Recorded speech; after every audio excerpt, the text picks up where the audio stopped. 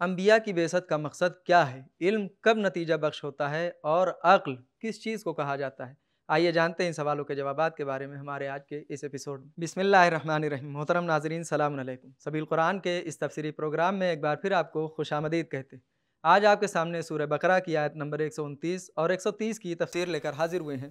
تو آئیے سب سے پہلے اس سورہ کی آیت نمبر 129 کی تلاوت اور اس کے ترجمے کو سنتے ہیں۔ كتاب أنزلناه إليك مبارك ليدبروا آياته وليتذكر أولو الألباب بسم الله الرحمن الرحيم ربنا وابعث فيهم رسولا منهم يتلو عليهم آياتك ويعلمهم الكتاب والحكمة ويزكيهم إنك أنت العزيز الحكيم۔ پروردگار ان کے درمیان خود انہی میں سے ایک رسول مبعوث کر جو انہیں تیری آیات پڑھ کر سنائے، انہیں کتاب اور حکمت کی تعلیم دے اور انہیں فکری، اخلاقی اور عملی مفاسد سے پاک کرے۔ یقیناً تو طاقتور اور حکیم ہے۔ تلاوت اور ترجمے کو سن لینے کے بعد اب آئیے اس آیت کے نکات کو بھی غور سے سن لیتے ہیں۔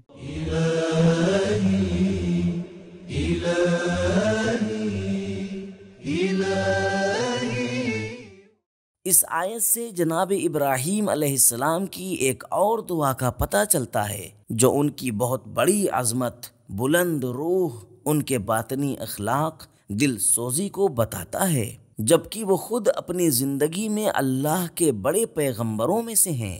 اپنی آنے والی نسلوں کے لیے دعا کرتے ہیں کہ اے میرے پروردگار، لوگوں کے درمیان اور میری ذریت میں سے ایک پیغمبر جو خود انہی میں سے ہو مبعوث کر۔ رسول خدا صلی اللہ علیہ وآلہ وسلم سے منقول ہے کہ آپ صلی اللہ علیہ وآلہ وسلم نے فرمایا، میں اپنے باپ ابراہیم علیہ السلام کی دعا کا نتیجہ ہوں، جنہوں نے فرمایا ربنا وابعث فیہم رسولا منہم، تفسیر صافی و تفسیر المیزان۔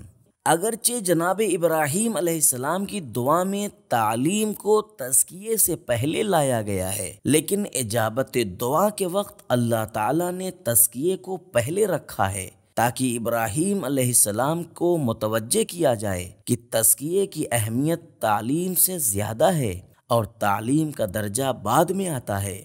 یزکیہم ویعلمہم الکتاب والحکمہ، سورہ جمعہ آیت نمبر 2۔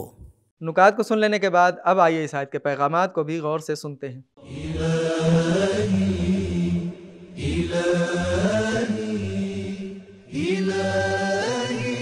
نمبر 1، ایک آسمانی راہبر کی ضرورت انسانی معاشرے کی اہم ترین بنیادی ضرورت ہے۔ اگر اس کے لیے ہزاروں سال پہلے دعا کی جا رہی ہے تو اس سے اس کی اہمیت اور قدر و قیمت کا پتہ چلتا ہے۔ یرفع ابراہیم وابعث فیہم، جی ہاں، خدا کے معصوم راہبر کے بغیر کعبے کی دیواروں کو بلند کرنا ایک بت خانہ تعمیر کرنے کے سوا اور کچھ نہیں ہے۔ نمبر 2، پیغمبروں کی بعثت کا مقصد آسمانی کتاب کی بنیاد پر لوگوں کی تعلیم و تزکیہ ہے۔ نمبر 3، علم سے اس وقت نتیجہ ملتا ہے جب وہ بصیرت، حکمت، تزکیہ اور تقوی کے ساتھ ساتھ ہو۔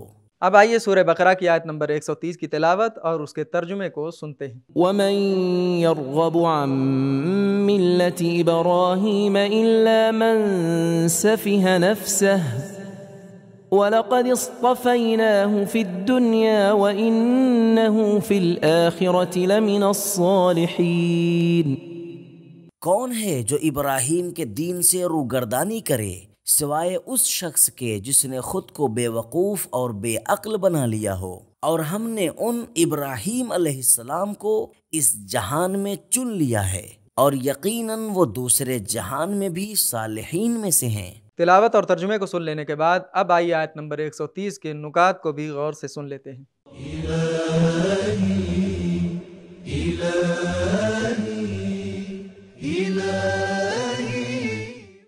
گزشتہ آیتوں میں اللہ تعالیٰ نے حضرت ابراہیم علیہ السلام کے کئی اور مقاصد اور ان کی شخصیت کے چند ایک پہلوؤں پر روشنی ڈالی ہے۔ اس آیت میں حضرت ابراہیم علیہ السلام کے چہرے کی نورانیت اور ان کے دین کی پاکیزگی کو پیش نظر رکھتے ہوئے سوال کر رہا ہے کہ ابراہیم اور ان کے اہداف و مقاصد سے نادان اور بے وقوف شخص کے علاوہ اور کون منہ موڑ سکتا ہے۔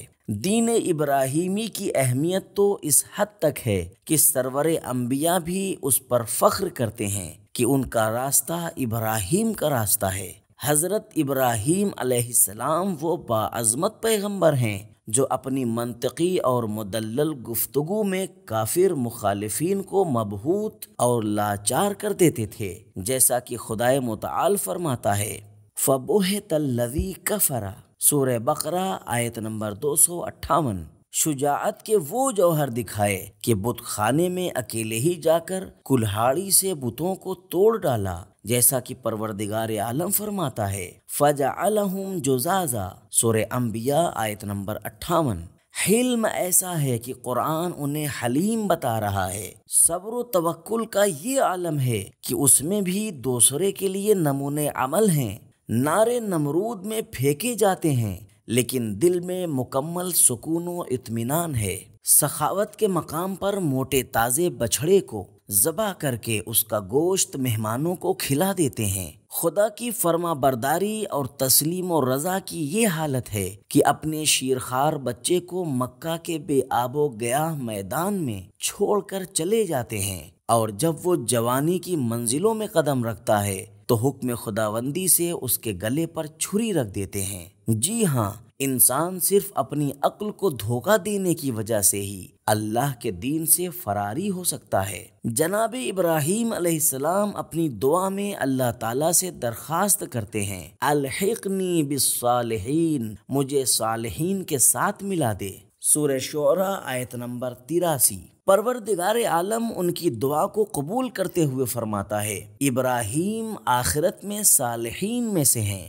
جو کوئی ابراہیم کو جو ہمدرد اور دلسوز پیغمبر ہیں، جنہوں نے بشر کی نسل کے لیے امن و امان کی جگہ معصوم راہبر، وسیع رزق، اسلام و تسلیم کی توفیق، قبولیت توبہ اور سعادت کی اللہ تعالیٰ سے دعا مانگی، ان کے راستے کو چھوڑ دے اور دوسروں کے پیچھے چل پڑے تو اس سے بڑا کوئی بے وقوف اور نادان نہیں ہے۔ قرآن کی زبان میں ایسے افراد کو سفیہ کہا گیا ہے جو حقائق کو نظر انداز کرتے ہیں اور کفران نعمت کرتے ہیں، جیسا کہ بنی اسرائیل کو قبلے کی تبدیلی کے بارے میں بیجا بہانہ بازیوں کی خاطر سفیہ کہا گیا ہے۔ سیقول السفہاء، سورہ بقرہ آیت نمبر 142۔ اس آیت ولا تؤتوا السفہاء اموالکم، سورہ نساء آیت نمبر 5 کے ذیل میں امام علیہ السلام سے نقل ہوا ہے کہ آپ صلی اللہ علیہ وآلہ وسلم نے فرمایا جو کوئی شراب پیے وہ سفیہ ہے۔ ایسا شخص مفید اور حلال چیز پینے کے بجائے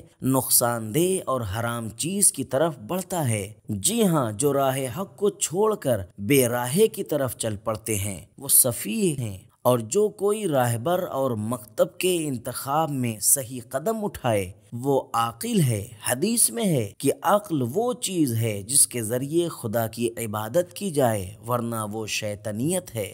نکات کو سن لینے کے بعد اب آئیے آیت نمبر 130 کے پیغامات کو بھی غور سے سنتے ہیں۔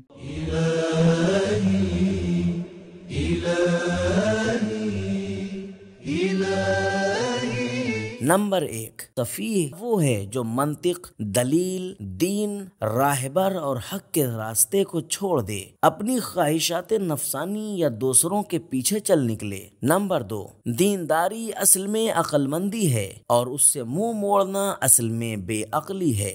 تو ناظرین کرام، ہم نے یہ جانا کہ انبیاء کی بعثت کا مقصد آسمانی کتاب کی بنیاد پر لوگوں کی تعلیم اور تزکیہ ہے۔ علم اس وقت نتیجہ بخش ہوتا ہے جب وہ بصیرت، حکمت، تزکیہ اور تقوی کے ساتھ ہو۔ حدیث میں ہے کہ عقل وہ چیز ہے جس کے ذریعے اللہ کی عبادت کی جائے، ورنہ وہ شیطنت ہوتی ہے۔ یہ تھے ہمارے سوالوں کے جوابات۔ ملتے ہیں اگلے ایپیسوڈ میں، تب تک کے لیے خدا حافظ۔ سبیل قرآن، قرآنی سماج کی پہچان۔